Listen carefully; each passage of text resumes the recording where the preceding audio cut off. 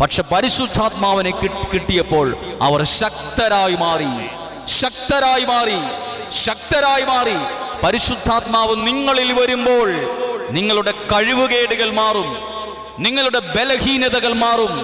നിങ്ങൾ എവിടെയാണോ തലകുനിഞ്ഞത്, എവിടെയാണോ നിങ്ങൾ പരാജയപ്പെട്ടത്, എവിടെയാണോ നിങ്ങളൊക്കെ അധ്വാനിച്ചിട്ടും പരിശ്രമിച്ചിട്ടും ശരിയാകാതെ പോയത്, വിജയിക്കാതെ പോയത്, നന്നാകാതെ പോയത്, പരിശുദ്ധാത്മാവ് വരുമ്പോൾ നിങ്ങൾ എവിടെയാണോ പരാജയപ്പെട്ടത്, അധ്വാനിച്ചിട്ട് ശരിയാകാതെ വന്നത്, പരിശുദ്ധാത്മാവിന് നിറവ് വരുമ്പോൾ അതുപോലെ ആയിരിക്കില്ല നിങ്ങൾ. പിന്നീട് നിങ്ങളുടെ ജീവിതം മാറും, നിങ്ങളുടെ കാഴ്ചപ്പാടുകൾ മാറും, നിങ്ങളുടെ ദർശനങ്ങൾ മാറും, നിങ്ങളുടെ തീരുമാനങ്ങൾ മാറും, നിങ്ങളുടെ നിലപാടുകൾ മാറും, നിങ്ങൾ ശക്തരായി മാറും.